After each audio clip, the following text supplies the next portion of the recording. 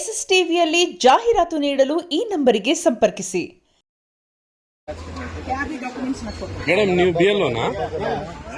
ನೀವು ಮನೆಗೆ ತಾನೇ ಹೋಗಿ ಕೊಡ್ಬೇಕು. ಯಾಕೆ ಇಲ್ಲಿ ಕೊಡ್ತಾ ಇದ್ದೀರಿ? ಕೆಲವರು ಶಿಫ್ಟ್ ಆಗಿದ್ದಾರೆ ಸರ್.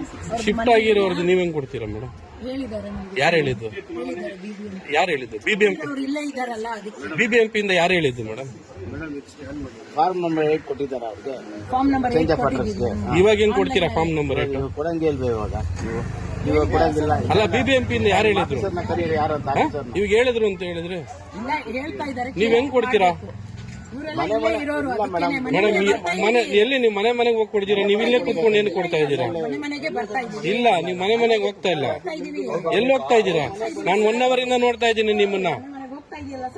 ಮನೆಯಿಂದಾನೇ ಸ್ಟಾರ್ಟ್ ಮಾಡಿರೋದು. ವಿಡಿಯೋ ಮಾಡ್ತಿದ್ದಾರೆ, ಮಾಡ್ಕೊಳ್ಳಿ. ಹೌದು, ಮಾಡ್ತಾ ಇದ್ದೀನಿ.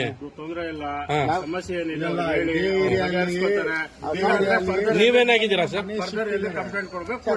ಕಂಪ್ಲೇಂಟ್ ಇಲ್ಲ. ಅವ್ರಿಗೆ ಏನ್ ಡ್ಯೂಟಿ ಗೊತ್ತಾ?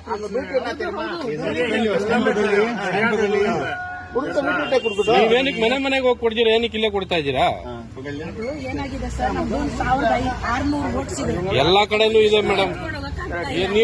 ನೀವೆಲ್ಲ ಒಂದೇ ದಿನ ನೀವು ಎತ್ಕೊಂಡೋಗಿ 1600 ಕೊಡ್ತೀರಾ?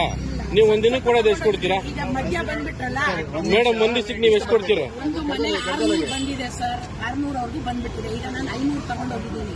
ನಿನ್ನೆ ಹಂಗೆ ಪ್ರಾಬ್ಲಮ್ ಆಯ್ತು ಮೇಡಮ್. ನೀವು ಒಂದೇ ದಿನಕ್ಕೆ 500 ಮನೆ 600 ಮನೆ ಕೊಡ್ತೀರಾ?